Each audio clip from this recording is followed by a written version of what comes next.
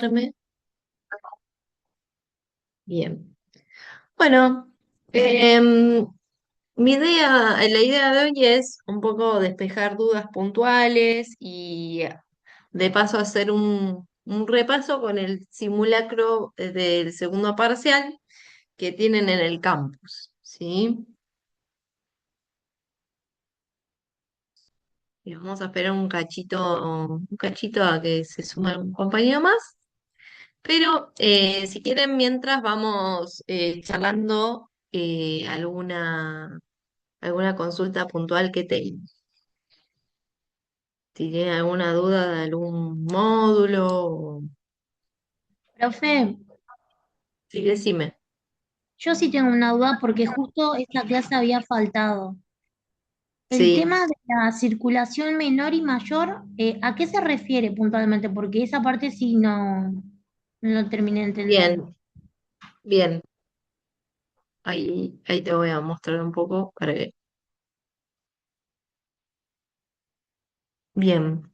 Em, Vamos a tener que el sistema circulatorio, ¿sí? Va a estar formado por diferentes tipos de componentes, ¿sí? Vos vas a tener el corazón y los vasos sanguíneos. A ver, para que voy a buscar el glosario.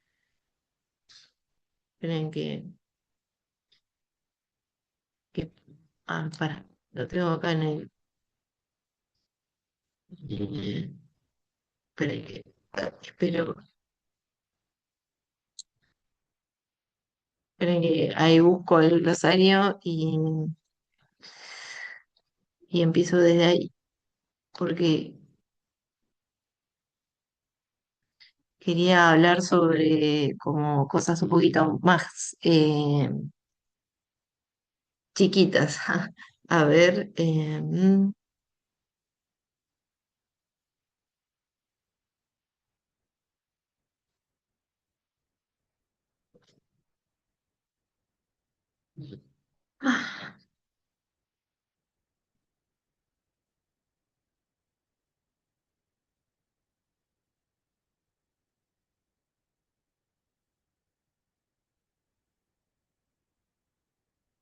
acuérdense que nosotros yo tengo un canal de YouTube, ¿sí?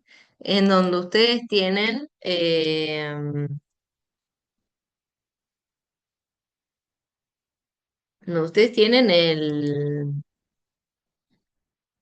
toda la explicación de circuito mayor y menor, ¿sí? Cuando son así cosas tan generales, tienen los videos que duran entre todos como 1 hora y media, ¿sí? Bien, a ver, espera que voy a volver a compartir. A ver. Bien, no tomé lista porque es optativa este encuentro, ¿sí? Bien. Bueno, ahí les muestro un poquito esto. Bien, vamos a tener, ¿sí? Que el sistema circulatorio tiene dos tipos de circulación. Una que es de la circulación menor, que va del corazón a los pulmones, ¿sí? Y vamos a tener la circulación mayor que va de el corazón hacia el cuerpo, ¿sí? Bien, eso tiene un recorrido. Este es como una imagen que saqué de internet recién, ¿sí? Pero la idea es que ustedes tienen que entender cómo es que va a circular la sangre en el cuerpo, ¿sí? Bien, nosotros podemos partir, si quieren, de el ventrículo izquierdo, ¿sí? Nosotros vamos a tener que el circuito mayor va a arrancar acá, ¿sí? Y va a finalizar en la aurícula derecha, ¿sí? Vamos a tener que la sangre, ¿sí? Va a venir.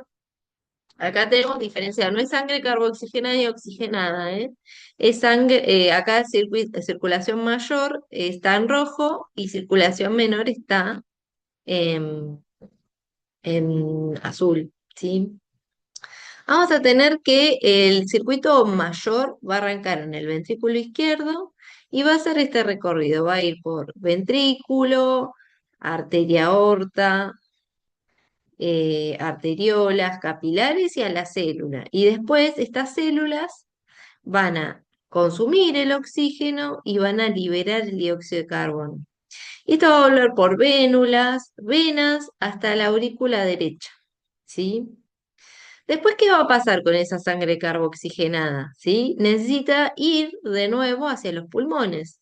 Entonces va a pasar de la aurícula derecha al ventrículo derecho y de ahí va a ir por arterias, arteriolas, capilares, hasta los pulmones y después nuevamente va a volver a través de venas, a través, perdón, de capilares, vénulas y venas hasta la aurícula izquierda, ¿sí? Entonces vas a tener que hay dos tipos de circulación, una circulación mayor y una menor, donde la menor es la que va del corazón al pulmón y vamos a tener un montón de vasos intermedios, ¿sí? Que esos vasos intermedios van a ser van a ser las arteriolas, las venas, ¿sí? ¿Viste mirar el glosario que yo les mandé del segundo parcial? Sí, profe, yo mi duda era solamente qué parte era la parte de la circulación menor y la circulación mayor, que no me había quedado muy en claro por el tema de que había faltado esa clase, pero ahora ya me cerró, ya, ya lo Bien, entiendo. bien, bien, bien. Gracias. Bueno, genial. Bien. Después, si tienen así como uno de los temas como muy que faltaron o que todavía no lo terminan de entender, acuérdense que están los videos largos de los módulos, ¿sí? Bien. Bueno, vamos a tener, sí, este simulacro del parcial, que justamente todavía no armé el parcial, así que no tuve tiempo, todavía no sé qué les voy a tomar, ¿sí? Pero acuérdense, yo siempre les hago mención esto de los objetivos que tienen cada uno para el, o sea, qué objetivos queremos que ustedes les quede del módulo, ¿sí? Alejandro.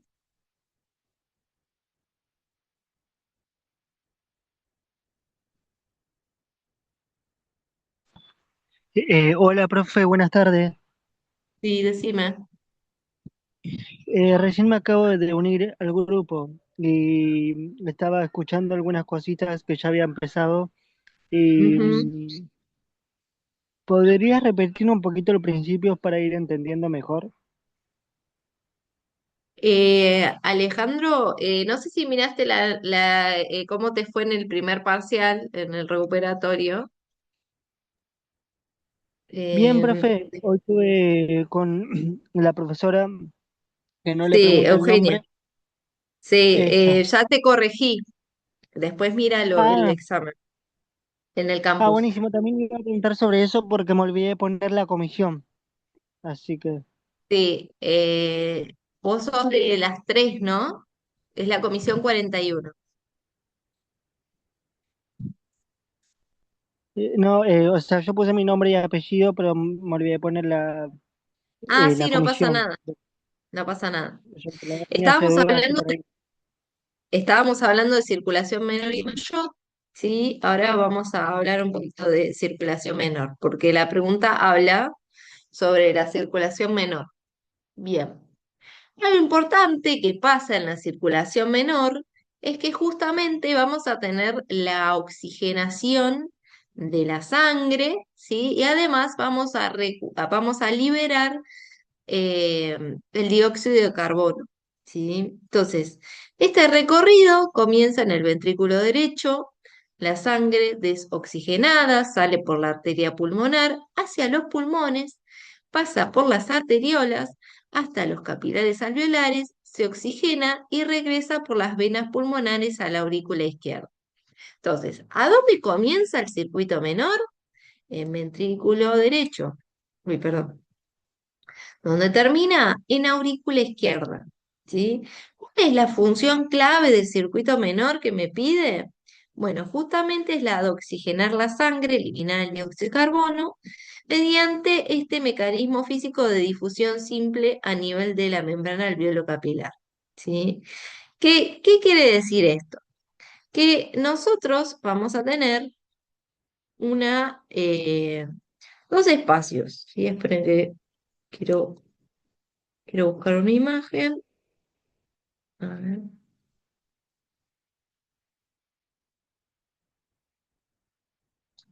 Bien. Ahí está. Bien. Sí, imagínense que yo tengo como dos cuadrados, ¿sí? Dos espacios.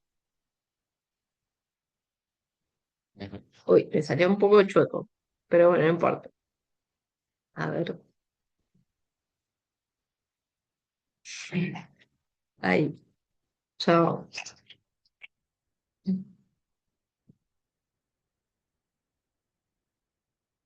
Bien. Yo tengo dos espacios, ¿sí? Uno es la sangre, ¿sí? Y otro es el pulmón.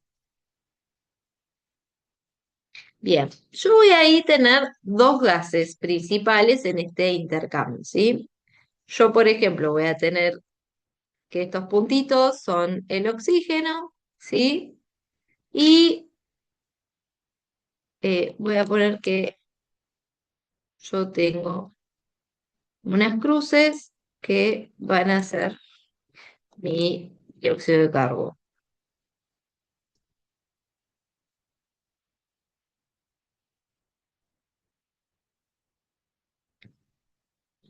¿Cómo viene la sangre esta del cuerpo? ¿Qué les parece?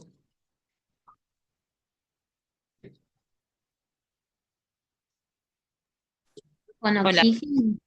con, con dióxido, ¿no era que llegaba? Claro, exacto. Viene con mucho dióxido. Oxigenada. Bien. Entonces, ¿qué es lo que va a pasar acá? Vamos a tener una diferencia, ¿sí? Bastante particular entre los gases, ¿sí? El pulmón va a tener una carga bastante grande de oxígeno y el alveolo va a tener bastante dióxido de carbono, ¿sí? Entonces, ¿qué es lo que va a pasar? Una difusión simple. ¿Qué significa esto?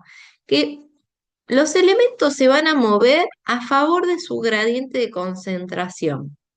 ¿Qué significa esto? Que van a ir del lugar donde hay mayor concentración a donde hay menor, ¿sí? Entonces, vamos a tener que el dióxido de carbono va a pasar de la sangre al pulmón y el oxígeno que está en el pulmón va a pasar a la sangre, ¿sí? Ese mecanismo entre el espacio del alveolo pulmonar, el espacio de la sangre, se le llama hematosis, ¿sí? Sí, Alejandro, ¿qué necesitas? Eh, Solo una duda, acabo de ver el examen, profe, y Sí. quería preguntar si tengo que hacer el segundo parcial o directamente ya me anoto para recursar No, la materia. no tenés que rendir el segundo, te anotás directamente al segundo cuatrimestre.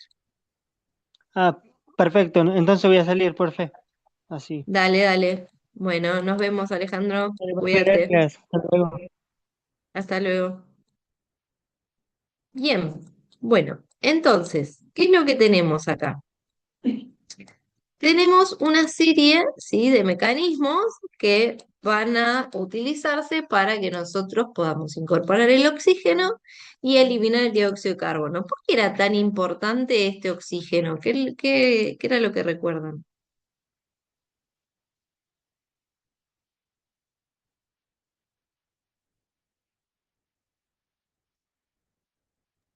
¿Cómo, profe? ¿En qué sentido? No entendí la pregunta, básicamente. ¿Para O sea, qué el oxígeno necesitamos oxígeno? y para que se produzca la respiración celular.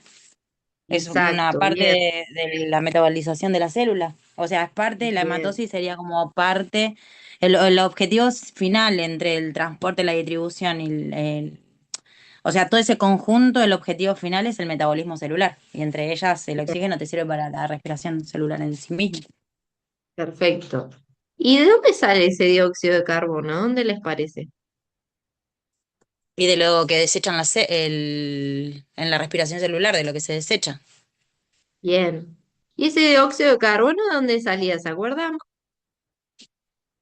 ¿Quién era el que tenía primero los carbonos?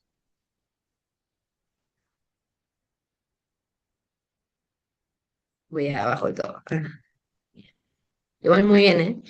Bien, acuérdense de esto, ¿sí? Vamos a tener que, a medida que vaya ocurriendo esta respiración celular, el dióxido de carbono que nosotros eliminamos en la respiración es producto de la degradación de las biomoléculas, ¿sí? De la glucosa, de los ácidos grasos, de los aminoácidos. Entonces, por ejemplo, cuando se convierte el piruvato en acetil-CoA, ¿sí? Vamos a tener que ese dióxido de carbono es el producto de desecho de nuestras células, ¿sí? Igual cuando se termina de romper en el ciclo de Krebs, ¿sí? Y el oxígeno va a ser muy importante porque justamente participaba en la fosforilación oxidativa, ¿sí? Acuérdense que es donde más ATP vamos a producir. Entonces, para conectar un poquito el lo que estuvimos viendo con sistema circulatorio, ¿sí? Vamos a ver que tiene una relación con lo que vemos más adelante, que es metabolismo, ¿sí?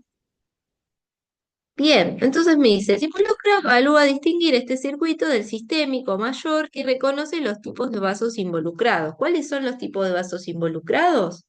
Bueno, la arteria, las arteriolas, los capilares, las vénulas, las venas, ¿sí? Siempre vamos a preguntar en base a lo que estuvimos viendo, ¿sí? Capaz que a veces parece un poco más complicado lo que nos dice la pregunta, cómo está preguntado, pero siempre son las cosas que nosotros vemos en los objetivos de la materia. Por ejemplo, el objetivo del módulo de sistema circulatorio era que ustedes entiendan circuito mayor y menor, ¿sí?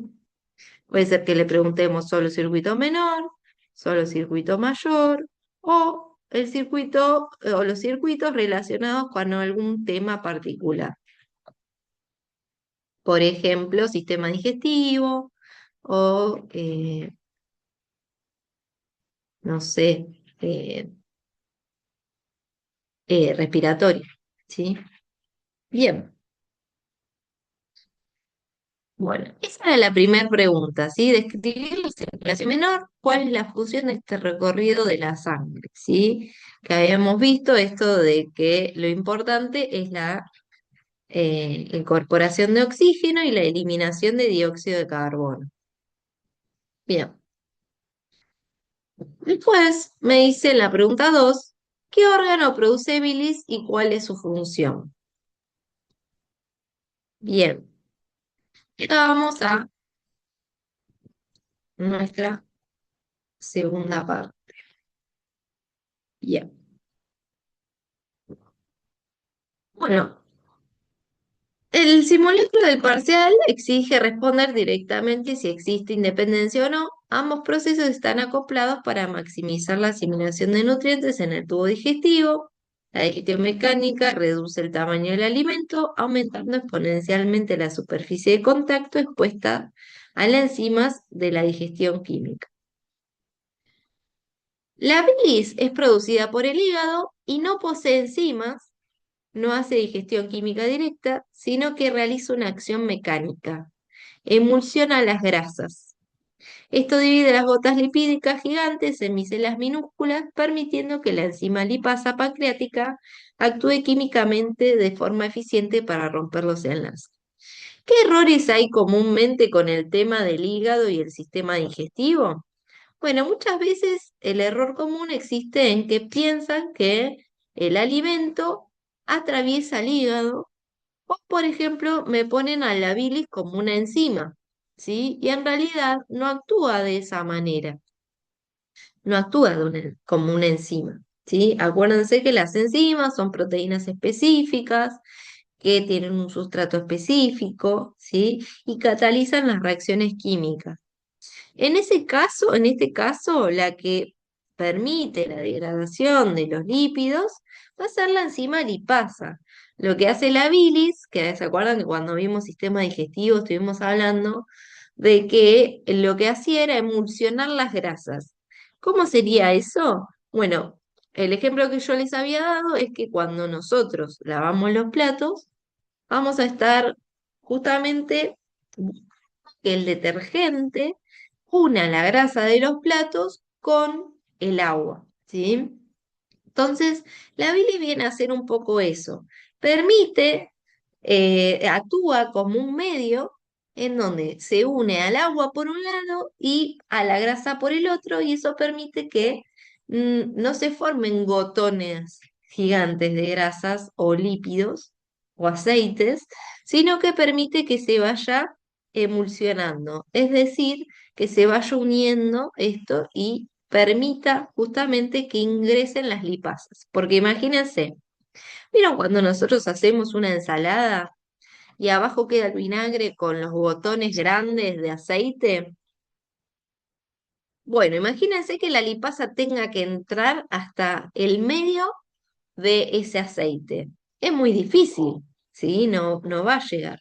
Entonces, justamente la bilis lo que hace es, eh, nos ayuda a que el agua y el aceite se pueda, o sea, que el aceite no quede como apelmazado con el resto de las grasas, sino que se pueda unir un poco al agua y pueda separarse, ¿sí? Y así ahí entra la lipasa.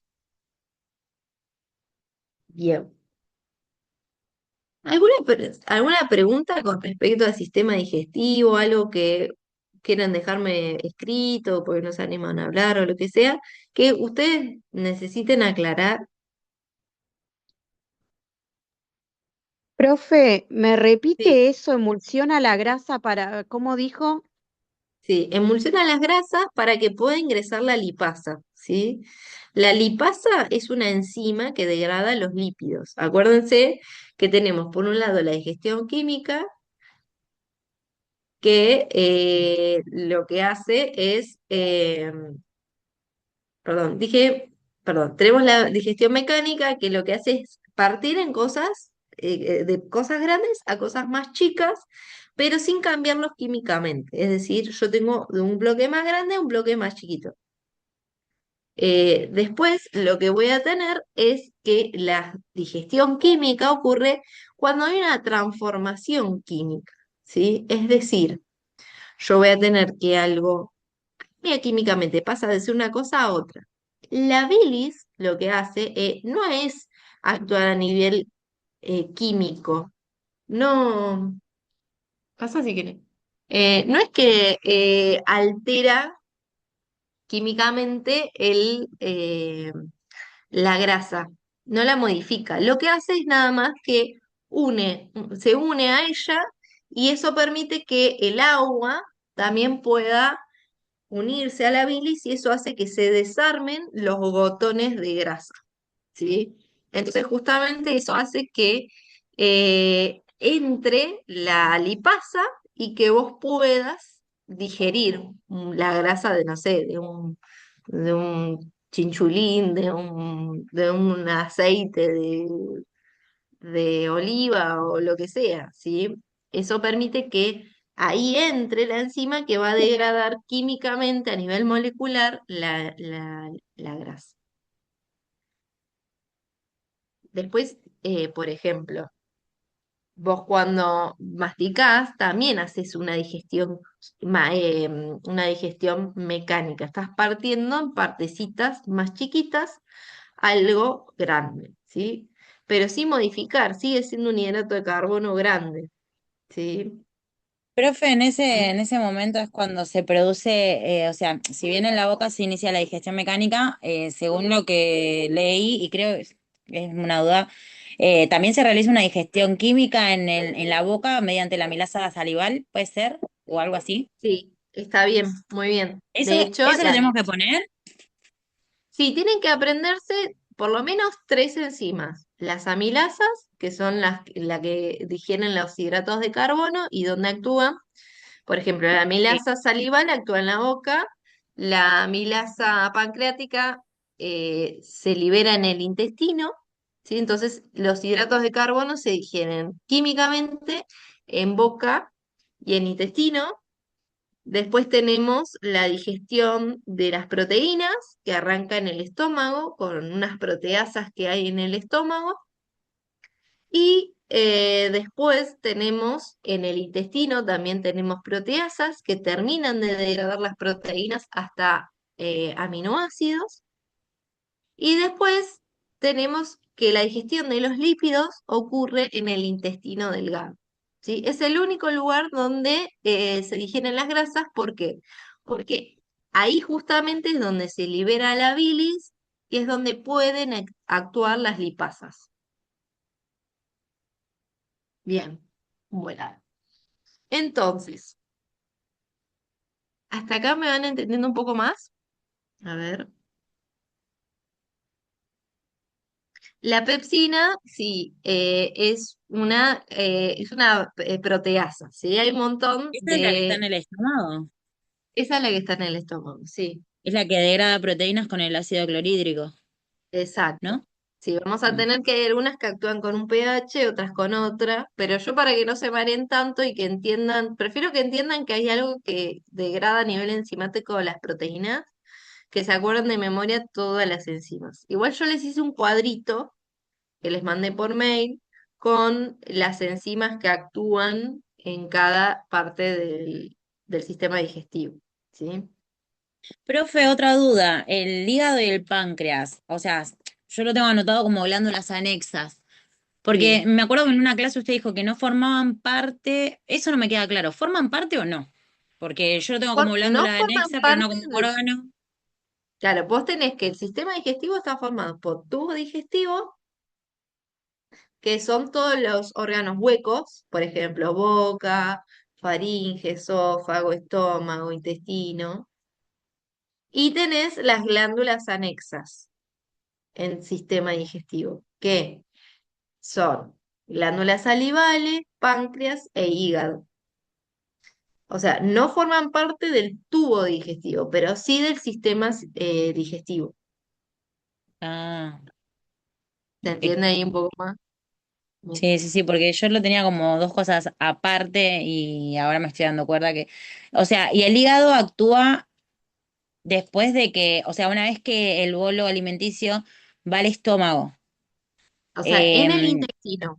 O sea, tanto páncreas como hígado liberan su contenido en el intestino. intestino Sí, delgado.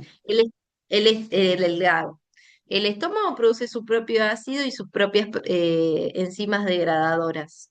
¿Sí? Ah, Nada, y el intestino necesita de las glándulas anexas porque no lo libera por sí solo. exacto. Tiene algunas enzimas que produce él, pero son poquitas. Mire qué mal que estaba todo. Gracias, Flo. Bueno, sirve esto para acomodar un poco. Pero me gusta que te hayas animado a preguntar. Pasa que Bien, antes nunca pude entrar, no pude entrar ni tampoco pude ir a la última clase, creo que la avisé por mail, entonces dije, esta es mi oportunidad. está bien, está bien. Ah, chicos, si se corta, volvemos a entrar. ¿Sí? Bien. Me faltan 10 minutos igual, para que se me... Eso me ahora. No me decía, bueno. Bien. Bueno, bueno. ¿Hasta acá alguna otra duda de sistema digestivo? Acuérdense que cuando hablamos de sistema digestivo, no me pongan a la laringe, por favor, que es del sistema respiratorio. Bien, bueno. Profe, ¿Alguna otra también duda se con tiene que, sistema digestivo? Sí, Sí, decime. o sea, la epilotis, ¿en qué momento interviene? ¿En el digestivo o en el respiratorio? En realidad, lo que hace es que se levanta la epiglotis e impide que la comida pase a la laringe. O sea, ustedes cuando se atragantan, que están así como tosiendo, es que la comida se mete a la laringe, ¿sí? ¿Por qué? Porque falló la epiglotis o que hubo algo muy contundente que impidió que, o es un polvo muy fino que lo que hace es que vos te lo aspires, ¿sí? Pero normalmente la epiglotis se levanta en lo que es entre faringe y esófago y tapa a la laringe, tapa la entrada de la laringe para que no te aspires. Para que no entre o sea, para que la comida vaya directamente al exófago. Claro, exacto, porque Hay el que esófago está mencionarlo. colapsado cuando no lo estamos usando. La laringe está Mm, abierta porque tiene los anillos estos. Las listo. proteasas sí las produce el páncreas, me pregunta acá Ludmila, ¿sí? Las proteasas, puede ser que hay algunas que las produce el estómago, pero hay otras que las produce el páncreas. Bien. Y acuérdense de esto de que la digestión es esto de convertir algo de mayor tamaño, algo de menor tamaño químicamente para que lo podamos absorber. ¿Sí? Bien. Bueno, a ver si me deja pasar. Bien. Voy a leerles la consigna. Bien, acá me dice esto, si sería correcto decir que la digestión química y mecánica son totalmente independientes una de la otra. Era como lo que decíamos, ¿sí? No son plenamente independientes, ¿sí? Cada una ayuda a la otra. Por ejemplo, si yo no pudiera convertir algo muy grande en algo más chiquito mecánicamente, me costaría mucho más que las enzimas actúen, ¿sí? Bien, yo acá en la 4 tengo una proteína, ¿sí? Una de las clases estuvimos hablando de que hay aminoácidos, que son los monómeros de las proteínas, ¿sí? Que lo que hacen es, bueno, algunos tener una carga. Puede ser que tengan carga positiva, negativa o que no tengan carga, ¿sí? ¿Por qué esto es importante? Porque justamente estos aminoácidos con carga son los que se van a relacionar con el agua, que el agua siempre tiene carga, ¿sí? Bien, entonces esta agua que tiene carga, que es una molécula polar, como, ¿vieron como los polos de un imán? Que tiene cada polo positivo y polo negativo. Bueno, el agua también tiene carga positiva y negativa en su molécula. Entonces, ¿qué es lo que pasa? Vamos a tener que estos aminoácidos que tienen carga positiva o negativa también se van a unir al agua y los que no tienen carga no les va a gustar nada el agua, ¿sí? ¿Se acuerdan que les había puesto como unas caritas?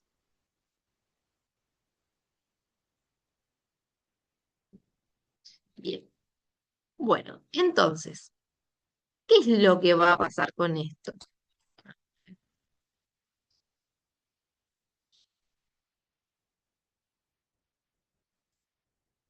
Bien. Yo tengo que, yo tengo acá el plegamiento de las proteínas, ¿sí? Cuando yo sintetizo una proteína, cuando voy formando las proteínas, porque que es un polímero, es un polipéptido, ¿sí? Que está formado por varios aminoácidos, estos se unen, o sea, pegándose uno a los otros para formar una proteína. Cuando entran en contacto con el agua, esta proteína que se formaba en los ribosomas, ¿se acuerdan? Eh, va a entrar en contacto con el agua y a los aminoácidos que no les gusta el agua van a volverse hacia adentro. ¿Por qué esto es súper importante? Porque este plegamiento es lo que permite la formación, por ejemplo, de enzimas, ¿sí? Me dice. Estructura y función. Una cadena lineal de aminoácidos no plegada carece de actividad biológica. Para funcionar como enzima debe adoptar su conformación nativa tridimensional plegada. Interacciones de los aminoácidos. El proceso está determinado por las propiedades de sus cadenas laterales. En solución acuosa, los aminoácidos hidrofóbicos se agrupan en el interior del núcleo, mientras que los hidrofílicos se orientan al exterior. La consecuencia es alterar la secuencia cambia la estructura tridimensional y destruye el sitio activo. O sea, si yo tengo otro aminoácido en ese lugar o no se enrosca bien, deja de ser funcional esa enzima, ¿sí? Acuérdense cuando hablamos de sustrato, eh, enzima, ¿sí? Vamos a tener un sitio activo, que es un lugar donde va a ingresar una sola sustancia a nivel químico. Si esta proteína está mal plegada porque hay algún aminoácido que no está bien puesto, eso va a impedir que la enzima funcione como corresponde. A ver. Claro, si no se pliega correctamente, eso genera una consecuencia. O sea, es decir, la enzima no funciona como corresponde. Las proteínas, dependiendo del caso, por ejemplo, cuando estamos hablando de enzimas, deben plegarse, porque para formar esa enzima como tal, para que se genere ese sitio activo, que es lo que permite justamente que la enzima actúe sobre el sustrato y se produzca la modificación, tanto para unir una sustancia con otra o como para desarmar, como lo que vimos cuando vimos sistema digestivo, que las enzimas lo que hacían era unirse, por ejemplo, al almidón o a la lactosa o a alguna proteína y lo que hacen es desarmarla en ese caso, ¿sí? Pero bueno, para eso tiene que ser una enzima funcional. Bien, entonces voy a volver a la pregunta. O sea, creo que, o sea, Sí, al plegarse, creo que hice mal la pregunta yo. Al plegarse ah, ok. formaría, por ejemplo, enzimas. Claro, al plegarse funcionaría enzimas funcionales. Si no se pliega, puede ser que cumpla otra función en otro lado, como más estructural o quizás si no se pliega del todo, forma un canal, ahí puede formar una proteína de canal, que fueron las que vimos cuando vimos membrana plasmática. Ok. Ahí se va ahí se va a cortar, ahora me vuelvo a meter y métanse de nuevo, ¿sí? Sí, voy a grabar. Háganme acordar cuando vuelva a entrar, porque a veces me olvido. Bien.